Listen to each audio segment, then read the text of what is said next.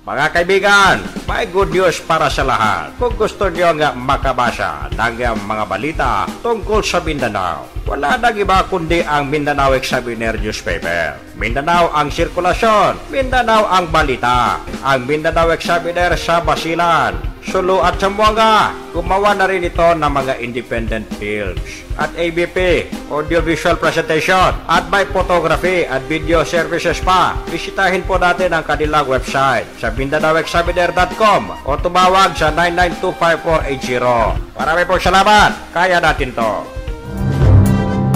Good afternoon mga kaibigan. Ay, napakainit, grabe. At 39 degrees sa labas. 39 degrees Celsius. Marikina also Celsius. Welcome sa inyong programa, ang Radyo Mindanao, The Best. Hindi kami solid, hindi kami duro, pero kami ang the best. Ito po niya balingkod, Alzindo. Nagsasabing isang magandang hapon sa atong tanan. Hello, howdy. Mayong hapon kaninyong tanan mga igsunan.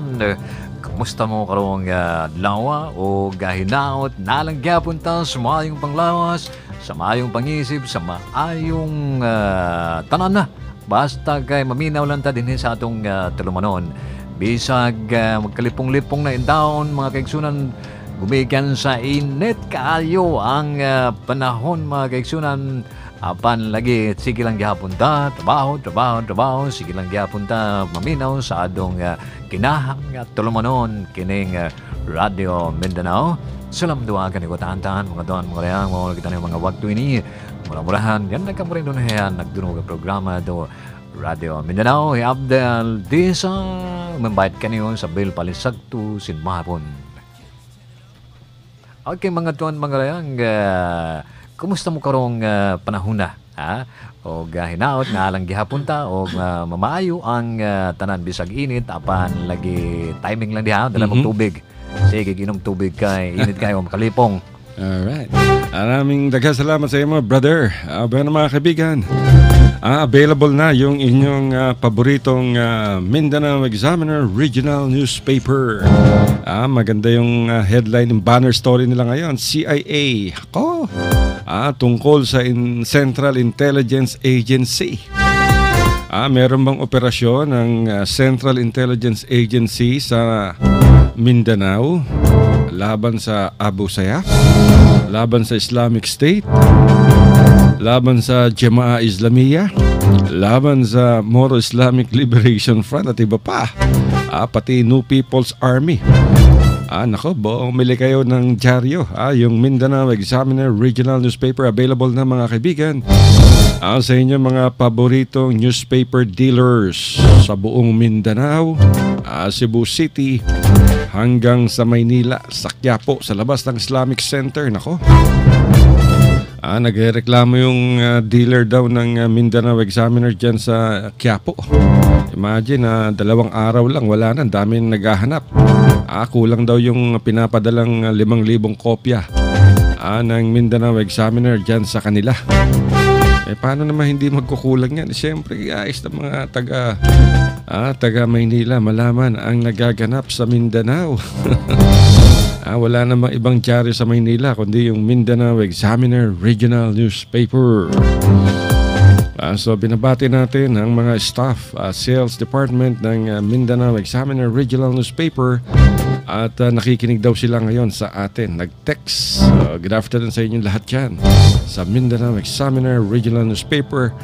Saan ba to? Sa Zamboanga City. Dyan din sa Pagadian, sa Ipil, Cotabato, Davao City. Nakikinig sila sa atin ngayon. At syempre, yung mga gustong magpatato, punta na kayo dyan sa Black Dagger.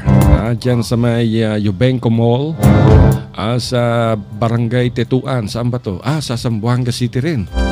Ay, nagpapabati yung mga taga Black Dagger Tattoo Shop. Sila Paulo at si Michael Santiago. Nako, mga batikang mga tattoo artist mga to, mga kaibigan. So yung meron sila ditong slogan, ano? Maganda yung slogan nila. Break the taboo, get a tattoo. Okay. Break the taboo. Get a tattoo. Tabu, hindi yan yung tabo panligo. Tabu, ibig sabihin yan, hindi pangkaraniwan. Lalo-lalo na sa Pilipinas. Kasi dito, makitaan ka ng tattoo, isipin sa'yo, naku, bagong laya to. Galing to sa Iwahig. O kaya, galing to sa San Ramon, sa City Jail. Makitaan ka ng tattoo, oops, naku, addict to. Makitaan ka ng tattoo, oops, ano kaya to? Bakit ang daming tattoo? Ano to, rakista? Ano to, slapshack? Kaya binabati natin good afternoon sa mga taga Black Dagger tattoo shop dyan sa may Eubenco Mall sa Tituan. Kaya kung gusto nyo magpa-tattoo, open to sa lahat mga kaibigan, babae, lalaki, matanda, bata. Palagay na kayo ng tattoo ng mga, maraming mga lalaki mahilig magpalagay ng tattoo ng mga mukha, larawan ng kanilang mga nobya. Yung problema nun, pag naghiwalay sila, doon yung nagkaroon siya ng bagong girlfriend, naku, doon yung tattoo ng ex niya. Away. Sino itong nanditong tattoo ng babae sa dibdib mo? Burahin mo yan, burahin mo. Burahin mo yan. Takbo na naman siya sa Black Dagger niya. Pabubura, papapatong. Maglalagay na naman ng tattoo ng panibagong girlfriend. Naghiwalay na naman sila. May bagong girlfriend na naman. Nako. Kaya ikaw, Ramil, nakikinig ka, Ramil Kamay, gusto mong magpatato. Patato ng mukha ni Mrs. Diyan na lang sa Black Dagger. Sa Eubenco Mall sa Tituan. Yung mga iba naman nagpapatato, mga larawan ng kanilang mga anak. Larawan ng kanilang mga magulang. Alam nyo mga kaibigan, yung paglalagay ng tattoo hindi basta-basta yan. Kasi once na nagpalagay ka ng tattoo, hindi na mabubura yan. Panghabang buhay na yan. Kung gusto mong burahin yan, nako, napakasakit. Laser ang gagamitin para kang pinapaso doon. Sinusunog niya yung pigment ng tinta, ng ink. Kaya kung kayo'y magpapatato dyan sa Black Dagger, isip-isip muna. Dahil unang-una, mahal ang patato. Yung silaki ng kamay ninyo, siguro ang halaga niya nasa mga 10,000. Kung maliit naman nako, mga 2x2, 2x3, nasa mga 5,000 yan kung color. Kung gusto nyo makamura, si Nino Karandang mga kaibigan, yung aming PA, nagtatato yan. Pero watercolor ang gamit. Watercolor, libre. Kung gusto nyo libre, punta lang kayo dyan sa City Jail. Patato kayo, Batang City Jail. Kaya Sige-Sige Sputnik. Mamili kayo, kaya Commando Gang. Bahala na Gang. Taggutom Gang. Tagtuyot Gang. Walay kwarta Gang. So good afternoon dyan sa Black Dagger. Alam nyo yung Black Dagger Tattoo Shop mga kaibigan sa Eubenco Mall dyan sa Tituan sa Zamboanga City. Open yan hanggang gabi. Mula umaga hanggang gabi. Hanggang madaling araw pa. Para silang yung reality TV, yung Miami Ink. At habang nagtatato kayo, pwede rin kayong yung mga kasamahan niya pwedeng magpalamig sa labas mismo ng shop. Dahil nag-o-offer din sila ng mga San Miguel Beer, Red Horse, lahat. Kaya ano pang hinihintay ninyo? Bumisita na kayo sa Black Dagger Tattoo Shop. Dyan sa Eubenco Mall sa Barangay Chichuan in Zamboanga City. Good afternoon pala kay Director Amir Mawalil, yung Executive Director ng Office of the Bangsamoro Youth ng Automatic Region ng Autonomous Region in Muslim Mindanao. At siya rin ng Head Director ng Bureau of Public Information. Good afternoon, sir. Tignan natin kung matawagan natin mamaya si Director Mawalil. At makipag-chismis muna tayo mga kaibigan kung ano ang mga nagaganap dyan sa ARMM. And congratulations pala, napakagaling talaga nitong no? Alam niyo mga kaibigan, ito ayaw ipalabas to ng ni Papang dating ex-governor sa Kurta ng Sulu. Pero Na-chismis naman sa atin ni Jan Akbar dyan sa Basilan. Nagpadala pala ng napakadaming bigas itong si former Sulu Governor Sakurtan, si Papang, at si Congresswoman Shirley Tan, yung kanyang anak sa Kusog Party List. Nagpadala ng maraming bigas upang ipamahagi sa mga nasalanta ng baha sa Basilan Province. Ang galing talaga ni former Governor Sakurtan, kung saan may kalamidad at may mga Muslim, padala kagad ng tulong without any fanfare. Walang press releases yan, walang mga photo release yan. Ang sa kanya automatic tulong sa mga Muslim na nangangailangan. Ganyan din ang ginawa nitong si Governor Sakurtan noon, mga kaibigan, at ng kanyang pamilya. Nang atakihin ng mga rebelde ang Zamboanga City noong 2013.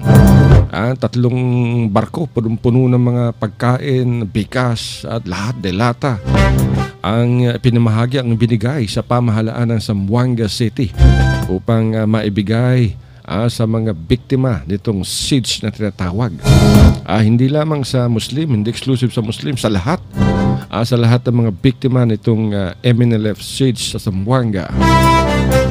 Sila Governor Sakurtan at ang mga tausug, mga mamayan ng Sulu ang unang tumugon sa panawagan tulong ng Zamboanga City upang meron maipakain sa mahigit 100,000 mga mamamayan na nawalan ng tahanan o apektado ng giyera. So kaya naman kita niya pinagpapala itong si former Governor Sakurtan ng Sulu Province, mga kaibigan. Good afternoon, sir. At syempre sa kanyang anak ngayon, yung incumbent governor na si Toto Tan. Pakasipag din ako, hands-on. Nandun ako nung Friday, buwi ako sa Maimbong. Ang ginawa ko, instead na bumili ako ng isda, brother, sa palengke, sa Maimbong. Ang laki ng palengke Ang ganda ng palengke sa Maimbong, grabe. Instead na bumili ako ng isda, nangisda ako. Ang dami kong nahuli. Pero marami ako nahuli, mga cuttlefish at saka mga squid. Ang ganda-ganda talaga ng Maimbong, ang ganda ng lalawigan ko, ang ganda ng Sulu Province. So congratulations kay Governor Toto Tan ng Sulu Province, sa mga mamamayan, sa mga mamamayan kong tausug, at congratulations sa inyo lahat. Mautong mga balitang mga kaigsunan nga gikan sa Sulu kay kinilaging atong idol, ang atong angkorman gikan siya dito sa Maimbong katong miaging adlaw, di ba? Katong Biyernes. Gikan mirupad na po ang ilang eroplano paingon dito sa Sulu. So bisita na po sa iyong papang dito. So wa gani sa kay balong ang yang papang day ang kaniadtong gobernador dia sa Sulu, mga kaigsunan, ang amahan bitaw ni Governor Toto Tan. Si ex-governor Abdul Sakurtan, nanghatag ni siya, nagpadala siya mga pagkaon, mga bugas diyan sa Basilan Province, mga kaigsunan, kay gibaha lagi. Kadungog watong gi-announce kanan sa radyo ang lamitan o laing pang lugar diyan sa Basilan, mga kaigsunan, gibaha. So nagpadala din siya mga bugas. Dili lang siya sa mga Muslim, pati sa mga Kristiyanong kababayan nato diyan sa Basilan, mga kaigsunan, nakakuha noon sa ni nagkuha og mga bugas nga gihatag gani sa gobernador, sa nga ex-governor diha sa Sulu, di ba? So maayo ganing pagtabang kay lagi giuna niya ang mga tao nga nasalanta bitaw, dili lang nasalanta sa baha. Antod katong dinhi ganin sa Zamboanga, mga kaigsunan, itong ingon sila ng SIDS 2013 ba to? Wala man ta diri, no? Tuwad ta sa laing nasod na. Mao nga wala ta diri katong pag-atake sa mga MNLF dinhi sa Zamboanga, o daghan po kayong mga kababayan po nating mga Muslim o mga Kristiyano nga nag-evacuate sa ilang mga lugar aron po nga dili maangil ni anang kining gira-gira ganin. So daghan kayong hinabang ang ex-governor si Sakurtan diyan Sulu, di ba? Anyway, tignan natin kung makokontak natin si Brother Jan Akbar, yung isa sa mga kasama dyan sa pamamahagi ng bigas sa mga biktima ng baha, flash flood dyan sa Basilan. Andiyan na ba si Brother John? Hello? Hello po. Ay, John. Magandang hapon. Live tayo sa DXXX sa Radyo Mindanao sa Zamboanga City. At tayo napapakinggan dyan sa Basilan. Malakas na malakas tayo. Nalaman namin na nagkaroon daw ng distribution ng bigas itong si former Sulu Governor Sakurtan at ang Kusog Party List dyan sa Basilan. Maaari ba makakuha ng detalye, brother? Batiin mo muna yung mga nakikinig sa atin dyan. Magandang hapon po sa inyo lahat. Ako po si Omar Akbar ng Basilan. Totoo po yun na nagkaroon po tayo ng rice distribution mula po kay Governor Sakur, ng Sulu at saka yung kanyang anak na walang iba kundi si Congresswoman Jenny Eitan. So yung pamimigay natin, hindi lang po sa Lamitan. Ulitin natin, hindi lang sa Lamitan. Kung saan may nagka-problema nung sa Malusu, yung sunog, meron din tayong nagbigay sa kanila. Sa Bella, ganun din. So lately, sa Lamitan, nagbigay tayo more or less nasa 300 pack ng rice. At saka may mga youth note din tayong binigay sa kanila. Wow. Mostly sa Lamitan na bigay natin. Gaano kadami ba yung mga apektado ng flash floods dyan, brother? Marami. Dahil wala kami record. Nagdiretso kami sa mga barangay ganyan. Kasi nung pagdating namin, it was Sunday. So, ginawa namin, diretso na kami sa yung affected youth ko doon sa Riverside. Okay. Meron din kami continue pa mga within this week, meron kami ibibigay na youth note din sa kanila. Okay. So ilang araw na kayong namamahagi ng mga tulong mula sa Kusog Party List, Congresswoman Jenny Eitan at kay former Sulu Governor? How many days na kayong namimigay ng mga tulong dyan? Actually, since sa preparation may 3 days na kami, then nag-stop lang kami kahapon. It will be, mag-continue kami within this week. Meron, na-contact ko kanina yung isa sa mga barangay captain natin sa affected area sa Lamitan, nababalik kami. Meron pa kami iabot sa kanila konting tulong. Tulad ng mga youth note mula sa kusog-tausog pa rin yun. Napakaganda nitong ginagawa ninyo, Brother John, dyan sa Basilan, itong si Governor Sakurtan. At si Congresswoman Jenny Eitan, imagine, Basilan Province, si former Sulu Governor, kahit private citizen na, hindi pa rin nagsasawang tumulong sa mga Muslim na nangangailangan. Opo. Hindi lang po yun. Meron po siyang binigay sa atin na isang maliit na truck. Ito po nagagamit namin pag may emergency mula Isabela City o kahit saan po inahatid namin. Buhay man o patay o kasal o basta ang service namin nandyan lang. Pag Isabela, kahit tuburan, kahit mga remote area, pinapasok namin pag kailangan nila ng service, kailangan nila yung tulong namin nandyan po. Ay, mabuti yan. Ngayon ba, wala na bang tubig sa mga barangay? O humupa na ba? Humupa na. Meron, humupa na siya. Kaya lang yung damages, nandoon makikita mo pa rin. Okay. Especially yung mga tao, nandoon pa rin yung trauma na So at least yung tulong din tayo. Kasi hindi nawawala ang kusog-tausog sa partisipasyon sa pagtulong sa mga oras na ganyan. At ating mahal na former Governor Sulu Sakutan. Oo nga, napaka-aktibo ni Kusog-Tausog Party List Representative Jenny Eitan, pati ni former Governor Sakurtan. Imagine, hindi lamang sa mga ARMM area sila tumutulong pag may mga emergency, kalamidad. Yung recently lang, last year, nakita ko, meron silang ipinamudmud dyan sa Quiapo naman sa mga Muslim, na mga bigas. Opo, tama po.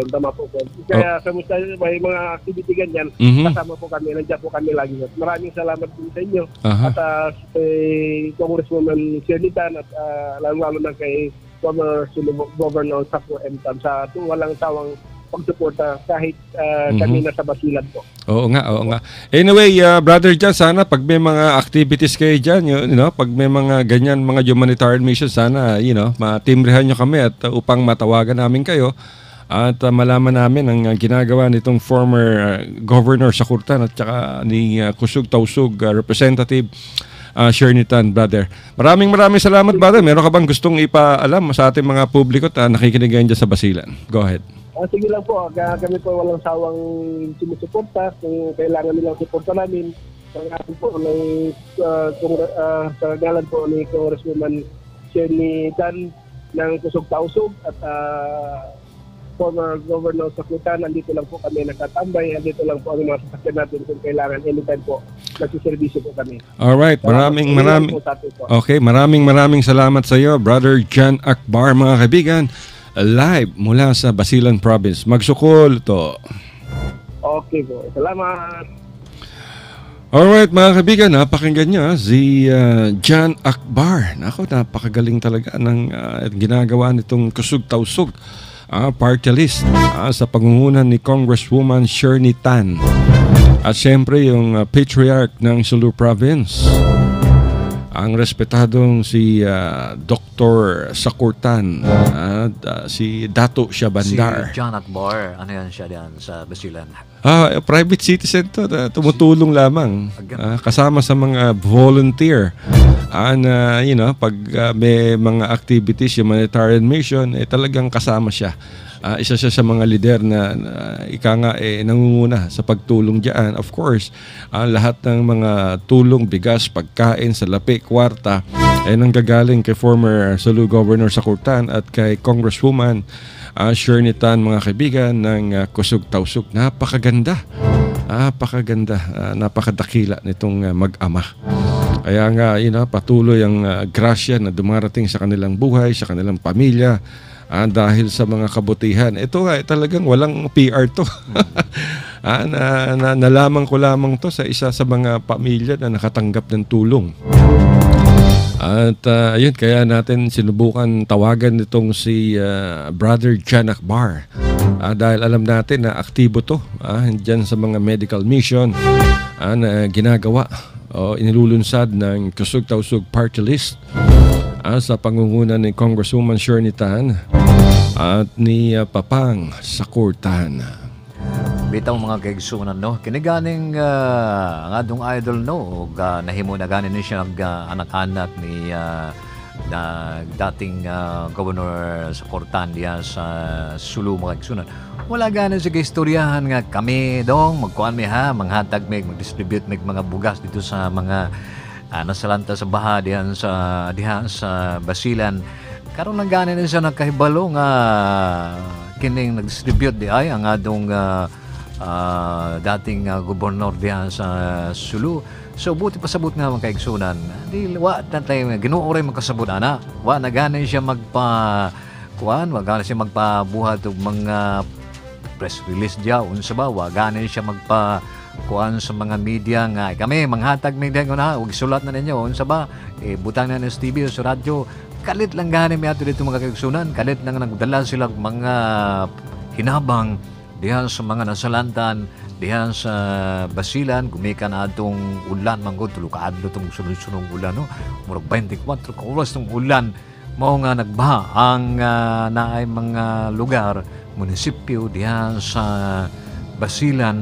Matud pa ni gatong interview ganina sa atong idol si John Akbar nga usapod ka volunteer o maayo pong mga tao kining mutabang jud sa mga lumulupyo nila diha sa Basilan. So matud pa niya nga ang diha sa Isabela naapoy mga nasalanta diha sa katong kusog nga ulan diha labi na jud diha sa Lamitan ug naapa daw dito sa parte diha sa lugar diha sa Maluso. So, mo nga mga kaigsunan, matud pa nga umutabang ganin taon inana ang mga tanang politiko ba dili na maghulat nga naay mga media dito, naay mga unsa-unsang mahitabo ang makahibalo. Diha na lang makahibalo ang tanan ug na sila diha, di ba? So, mo na ingon sila nga mutabang gani ka ihatag ganin sa imong tuo nga kamot, dili nga mahibawan sa walang kamot. Mao nang usay mawala atong grasya ba magkatabang ganito magyaw-yaw ta magkatabang ganito sa katao istorya anto lang tibok kalibutan mahibaw kay istorya mo ni mo bang uban dia oy og dili pa nako dili pa gumikan sa kuha wala kay magkaundo mawala atong blessing sana, di ba? So mao na nga silang mga leader diha sa Sulu ilang na gyud mga pamilya tan, no? Ang ilang ang ilang anak ganing si Governor Toto Tan unya ang iyang mga pamilya po ang iyang amahan labi na jud ang ilang amahan nga dating gobernador diha sa Sulu si ex-governor sa Kurtan. Gwapo kayo nindot kayo mga kiksunan ng ilang programa, no? Para lang yun sa katauhan. Wa pa may magsip-sip nila, pero makita man nato. Bisa pag nagkinaon sa dihan sa Sulu, kadungog ta na ay mga gira-gira, na ay mga kalihukan nga dili maayo, pero sila naalang gihapon sila, nangimbitar lang gihapon sila mga investors aron nga ang Sulu mamahimong para sa ubang mga probinsya nga naay mga unsa ni improvement. So mubalik ang atong tulmanon pagkahuman sa mga paalala nato. Mga kaibigan, may good news para sa lahat. Kung gusto nyo nga makabasa ng mga balita tungkol sa Mindanao, wala nang iba kundi ang Mindanao Examiner newspaper. Mindanao ang sirkulasyon, Mindanao ang balita. Ang Mindanao Examiner sa Basilan, Sulu at Zamboanga. Gumawa na rin ito ng mga independent films at ABP, audiovisual presentation, at may photography at video services pa. Bisitahin po natin ang kanilang website sa MindanauExaminer.com o tumawag sa 9925480. Marami po salamat. Kaya natin to. RPN Radio Philippines Network. Radyo Ronda. DXXX Zamboanga. Kapisanan ng mga broadcaster ng Pilipinas.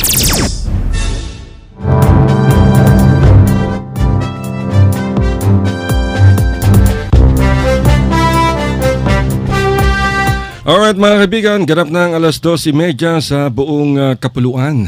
At kayo'y nakikinig pa rin sa inyong sariling programa, ang Radyo Mindanao, the best. Dito lamang sa Radio Philippines Network, DXXX. Ay, tignan natin kung makausap natin kanina. Binati natin si Director Amir Mawalil, mga kaibigan, yung Executive Director ng Office of the Bangsamoro Youth.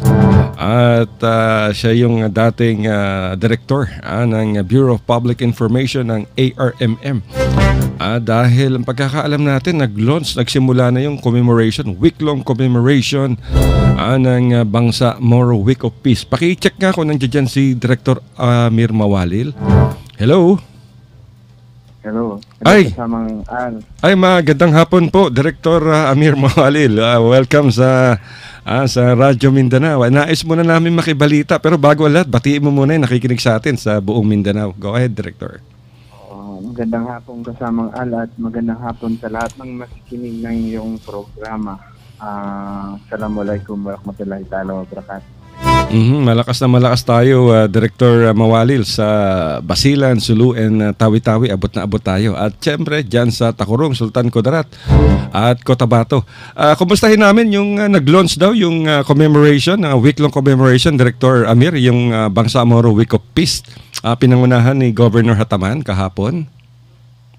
Yes, kasamang yung Bangsamoro Week of Peace ay annually sineselebrate natin from March 12 to March 18. So supposedly ay dapat mag-start siya ng Sunday, but since wala ngang pasok on Sunday, minove natin yung opening program ng Monday. So it was graced by no less than the Regional Governor of the ARMM, Governor Mujib Ataman, and the some regional officials, including employees of the regional office in Cotabato City. So, starting yesterday, nagkaroon na tayo ng paglalatag ng mga activities until doon sa commemoration ng Jabida Massacre. Okay. Kasamang sa March 18 yun. So, doon natin i-culminate yung pag-celebrate nung Peace Week. Isa lang yun sa mga spotlight, sa mga sa mga highlights, sa mga highlights nung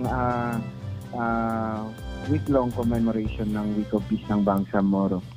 Oo nga, pati daw si si Governor Hataman he urged the people, yung mga Bangsamoro, pati yung mga natibo, to continue this fight against hindi lamang poverty kundi pati terrorism. Yes. Yung nagkaroon tayo ng parang shift Although yung mga programs natin dati pa ay continuous naman yan, continuing naman yung pag-implement. Alright. But nagkaroon tayo ng shift doon sa priorities. Una, gusto nating i-prioritize yung poverty alleviation dito sa mga provinces sa ARMM. At pangalawa, yung sinama na rin natin yung problem dito sa peace and security sa region. Alright. Kasama na dito yung issue ng sinasabi natin terrorism. Well, knowing Governor Mujib Hataman, talagang yung peace advocacy niya talagang hindi mapapantayan. Ayan, at saka yung priority niya yung welfare ng mga Muslim, hindi lamang sa ARMM kundi sa buong bansa. Di ba? Oo, ito namang matanong ko, Director, ano ba tong Bangsamoro Youth Affairs at ikaw ang executive director nito? At ano ang itong office na to? So, kasamang parang kung siguro kailangan nating siguro i-relate doon sa national government structure para mas lalong maintindihan nung ating mga nakikinig. Kung sa national kasamang meron tayong tinatawag na National Youth Commission. Ito yung mandate niya parang to look at the affairs of the youth in the country. Bale, kung although autonomous yung arm, pwede natin sabihin na parang yun ang counterpart. Okay. That's good. So may mga meron tayong mga different programs for the youth.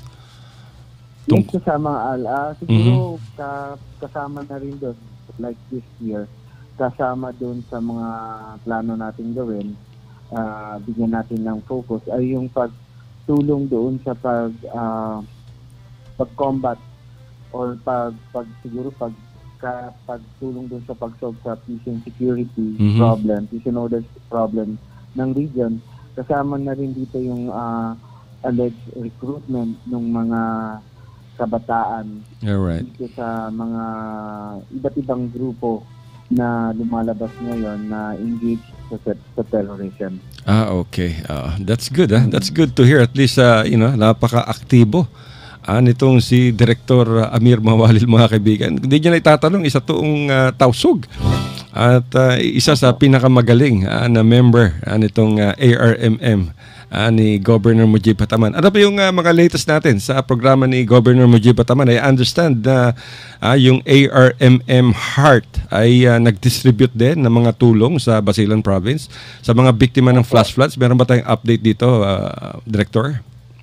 Well, yung Heart kasi kasamang ay talagang yung mandate niya ay talagang mag-provide ng immediate response doon sa mga biktima, whether man-made man or natural calamities, including na dito yung mga biktima ng armed conflict. So, hindi lang naman dito sa area ng Basilan tumutugon yung mga kasama natin na manggagawa sa ARMM Heart or yung Armed Heart, kundi sa iba't ibang areas na rin na kailangan sila na nandun sila to provide immediate assistance sa mga kababayan nating apektado ng mga gulo or bakuna.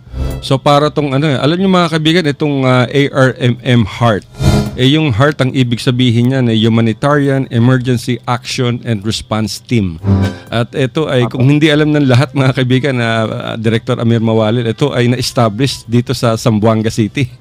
Sa pinangunahan nitong si Liza Alamia. Bali na-establish po siya nung time ng pagpasok ni Governor Mujib Hataman. Dahil kung matatandaan yung kasamang isa doon sa mga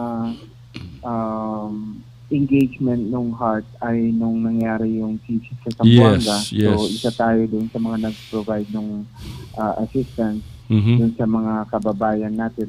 Bagamat alam natin na hindi naman kasali geographically yung Zamboanga sa ARMM, pero being one of its neighbor region na parang na nagawa natin at least kahit pa paano mag-respond doon sa mga pangangailangan ng mga naapektuhan. Oo nga, malaking tulong itong ginagawa ng Arm Heart dahil hindi lamang sa Basilan kundi sa iba't ibang lugar sa ARMM. Lalo-lalo na pag may mga nadidisplace na mga mamamayan dahil sa gyera. Opo. Bali, isa po sa mga naging unang sabak nitong ARMM Heart nung time na kakaupo pa lang ni Governor Mujib Tama ay right after din nung nangyari yung siege. Unfortunately, nung nangyari yung siege ay nangyari po yung Yolanda yung typhoon na nangyari sa Visayas Park. So isa din po yung heart doon sa mga tumulong. Although masasabi natin na yung nga paulit-ulit namin sinasabi na kung ano lang yung pwede namin ibigay dahil nga sinasabi natin na isa din sa mga pinakamahirap na region ay yung ARM. Pero that doesn't parang hinder us from helping other people na wala naman sa jurisdiction ng ARMM. Okay. Anyway, pati yung, I understand, pati si Congresswoman Jalia Hataman ay napaka-aktibo rin mga kaibigan sa Anak Mindanao dito sa pagtulong dyan sa mga nasasalanta nitong mga kalamidad. Opo. May mga programs din po sila. That's good. Anyway, Director Amir, meron ba bang pwede pa kami magtanong ng isa pa? Mainit na mainit sa Zamboanga City. Yung itong paulit-ulit na panawagan itong si Mayor Beng Climaco upang bilhin itong property ng ARMM sa Kabatangan at ultimo yung si Pangulong Duterte sinulatan pa. At ang pinakahuling balita naman ngayon ay mismong si Governor Mujib Tama ang nilapitan itong si Mayor Beng Climaco upang himukin na ibenta na lamang itong Kabatangan property. Ano na ang latest development natin dito? Ang pagkakaalam natin dito, siyempre dadaan to sa Regional Legislative Assembly at ayaw naman yatang ibenta. Opo. Hindi po ako privy doon sa mga alam ko po may mga ganong pero hindi po ako privy doon sa kung ano na yung development. But yun nga po, baka medyo kailangan pang mag-undergo ng mga process. Hindi po ako privy kung ano man yung kwan. Pero tama po kayo, meron tayong Regional Legislative Assembly at part din sila ng ARMM. Medyo kulang lang yung nakakaalam po na yung armed government ay maliban doon sa executive branch na pinamumunuan ni Governor Mujib Tama ay meron po tayong separate na regional parang congress sa ARMM. So yun po, hindi pa po ako makakapagbigay ng updates on that. Pero rest assured po kung meron man development about that certain issue ay papaalam po namin. Alright, maraming salamat Director Amir Mawalil. Baka meron ka mga parting words dyan at maraming nakikinig sa atin ngayon. Go ahead, Director Amir. Well, yun lang po, yung standing na statement natin sa peace process, dun sa commitment natin na yung regional government ay yung armed government ay committed dun sa pagsuporta dun sa nangyayaring usaping pangkapayapaan, whether on the part of the MILF or the other group and MNLF. Ganun pa rin po yung pa natin na naghahangad tayo ng pangmatagalang kapayapaan sa ARMM. Alright. Okay, maraming salamat Director Amir Mawalil, Executive Director mga kaibigan ng Bangsamoro Youth Affairs ng ARMM. Good afternoon sir, magsukol. Alright mga kaibigan, napakinggan nyo si Director Amir Mawalil. Ako, napakasipag ng taong yan. At talagang puro trabaho, hard work. Yan ang kapital pag ikaw ay nagtatrabaho sa gobyerno. Napakinggan ninyo ang paliwanag ni Director Amir Mawalil sa mga iba't ibang programa ng ARMM at ni Governor Mujib Tama. At hindi lang masagot yung issue nitong Kabatangan property. Dapat ang gawin ni Mayor Lobregat, nako, matagal pa yun, sa 2019 pa. ang dapat gawin ni Benkley Maco magsalita siya sa harapan ng mga members ng Regional Legislative Assembly dyan sa Cotabato upang maipaliwanag niya sa mga mambabatas ng ARMM kung bakit dapat bilhin ng pamahalaang Zamboanga ang property nitong ARMM sa Kapatangan. Ito yung dating lupong tagapagpamahala.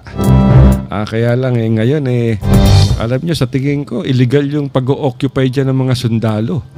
Dahil wala naman akong natatandaan na pumayag ang Regional Legislative Assembly na ipagamit yung kanilang property, yung Kabatangan property sa Armed Forces of the Philippines. Hindi natin alam, baka meron silang mga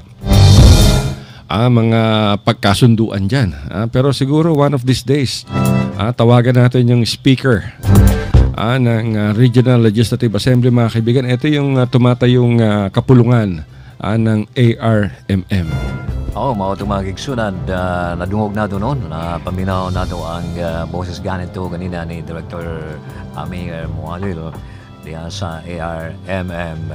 So, kapasayo naman tang mga kigsunan, ilang gihantod karon, silang gihapon sila nga nagtrabaho, silang gihapon sila naghimog mga kining giya or kanang mga yun sila mga paraan matod pa sa Tagalog nga aron ang ilang lugar po diyan sa ARMM murag mga pareha sa ubang mga lugar nga naay asenso, naay paglambo, naay nga kining peaceful ba ang ilang kuan. So mao na sila nga ilang gi-combat ron ang matod pa sa English nga to alleviate poverty. Unya, aron po maminus-minusan ang mga kalihukan nga makadaot sa ilang lugar, di ba?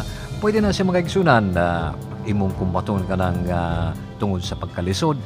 Unya, imo pong kumbaton, imo pong awayon at kining mga terorismo.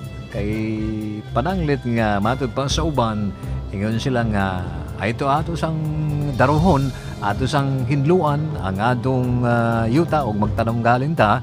Unya, lindo na ganin na siya pagkahuman na ato ng tamnan, pero dugay naman tong sa una, sige tag hinlo. Mao daghan gyapong moturok dayon ng sagbot mga igsunan. So ang ilang ginabuhat karon, ang gidoble nila, di ba? Gikombat nila ang kalisod, di ba? Gikombate nila ang terorismo. So padanglit nga dihaganin sa sulo mga kaigsunan, di ba?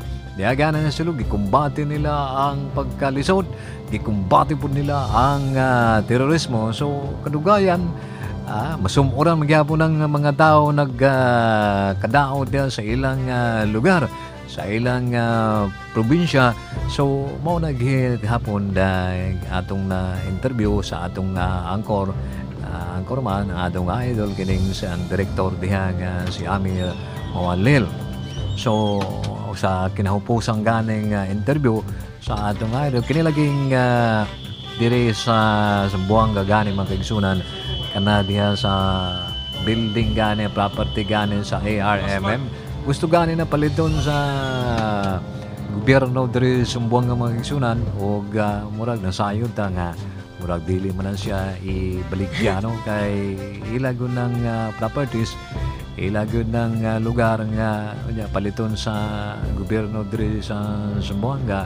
So amo to unsa kay unsa kay hinapusan anang ilang istorya bahin anang pagpalit ni anang kining diha lugar ni ining property sa ARMM diha sa Zamboanga mga kaigsunan. Inaon nga sige lang yapon ang ilang negosasyon, baligya ba o dili ba? Alright. Maganda yung ating interview. After sa Basilan, nagtungo naman tayo sa Cotabato City. Pero mga kaibigan, yung sa mga teachers, assistant teachers at mga medical technologists na gustong magtrabaho sa Amerika, yung ProWorks USA mga kaibigan ay naghahanap ng certified teachers at saka assistant teachers, gayon din ang mga medical technologist, medical certificate. Mga medtech na nagtatrabaho sa mga iba't ibang pagamutan sa buong Mindanao. Kung gusto nyong magtrabaho sa Amerika, may pangangailangan ngayon ng ProWorks USA. Kailangan lang meron kayong mga certificate o license. Licensed teachers, licensed medical technologists. Mga 18 months tong kontrata, mga kaibigan. Maaari kayong bumisita sa website ng ProWorks sa USA. Ang kanilang website ay www.proworks.us. Yung ProWorks, ang spelling ng ProWorks ay PROWORX. Ulitin natin. Yung spelling ng ProWorks ay PROWORX. So bisitahin yung kanilang website www.proworks.us. At maaari rin kayo mag-email. Hanapin ninyo si Lisa, i-email nyo si Lisa sa kanilang email address na proworks@prowrx.us. Ulitin natin na maaari kayong mag-email kung gusto niyo mag-apply bilang guro, teachers, assistant teachers at medical technologists. Email nyo sila sa proworks@prowrx.us. Para hindi kayo mahirapan, bumili na lamang kayo ng Mindanao Examiner Regional Newspaper. At meron silang advertisements dyan, mga kaibigan, sa Mindanao Examiner Regional Newspaper. Maaari kayong makabili sa inyong mga paboritong newspaper dealers sa downtown Zamboanga. Marami. Kung kayo nasa East Coast dyan sa may Yubenco Mall, maraming dyaryo ang Mindanao Examiner dyan sa loob ng mall. Yung nagbebenta ng mga DVD. Meron yan. So, maaari ninyong makita at pati yung mga requirements. Samantalahin ninyo, mga kaibigan, yung mga teachers na gustong magtrabaho sa Amerika. Yung mga assistant teachers na rin at mga medical technologists. Bili na kayo ng pahayagang Mindanao Examiner Regional Newspaper. Sa mga Bisaya, Amantoy Cebu Examiner. Ang Cebu ngayon, Examiner, kanilang banner DNR 6 Special Prosecutors to handle environment cases. At nanawagan din, mga kaibigan, ang ating pamahalaan yung PhilHealth na i-remit ninyo yung mga premiums na kinakaltas ninyo sa mga empleyado. Huwag nyong gamitin yung mga kinakaltas ninyong SSS, BIR, PhilHealth, Pag-ibig. Kahit di pa kayo umiibig, magbayad na rin kayo sa Pag-ibig. Pondo yan. Huwag yung ginagamit niyo yung pera ng mga empleyado, mga hindi na kayo nagpapasweldo ng naayon sa batas, hindi nyo pa nire-remit yung mga kinakaltas nyo sa mga empleyado. Bawal yan. Maaari kayong ipasara ng SSS, ng BIR, PhilHealth at Pag-ibig. Kaya bayad na kayo. Wala tayong oras, brother. Abilis sa oras. Ay na mga kaigsunan, daghang paunta, adong tismis, diri mga bukas, pag-usapan natin yan. Bukas na po. Bueno, mga kaibigan, hantod rin na lang ang atong tulumanon. Kinilang gihapon si Abdel, mayon nga daghang salamat. O mayang hapon kaninyong tanan. Okay, thank you, brother. Alam kong maglalaba ka pa mamaya. Pero mga kaibigan, napakainit sa labas. Huwag niyong kalilimutan na uminom ng tubig. 8 basong tubig araw-araw. Kung maaari kayong uminom ng 3 litro ng tubig, the whole day, mas mabuti upang hindi kayo ma-dehydrate. At mahirap pag na-dehydrate, mga kaibigan, nahihilo tayo, kaya masa-sunstroke kayo. Pero kahit napakainit sa labas, mga kaibigan, hindi pa to ang panahon ng tagtuyot at summer. Dahil ayon sa Pag-asa, mga kaibigan, marami pa tayong aasahan na pag-uulan hanggang June. Hanggang June pa yung ulan natin. Kaya kayo, may mga kotse kayo, wag kayo masyado magpawashing. Buti pa ako, yung ginagamit ko, bityo-bityo ko. Kahit mabasa, ayos lang. At yung tag-araw hanggang Hunyo pa. After June, July, August, September, nako, eto na, papasok mga kaibigan, yung El Nino. Magkakaroon ng El Nino at ibig sabihin niya, tagtuyot. Masyadong konti ang ulan. Bueno, wala na talaga tayong oras. Talas na ng tingin ng aming PA sa akin. At sumisenyas na. May papasok daw na 3 o'clock. Pero mga kaibigan, hanggang sa susunod na bukas, ito pa rin ang inyong lingkod. Maraming salamat sa nakinig sa Radyo Mindanao. Hindi kami duro. Hindi kami solid. Kami ang the best. Ito po ang inyong lingkod, Alazino. Nagsasabing I love you. Mama. Chup chup. Take care.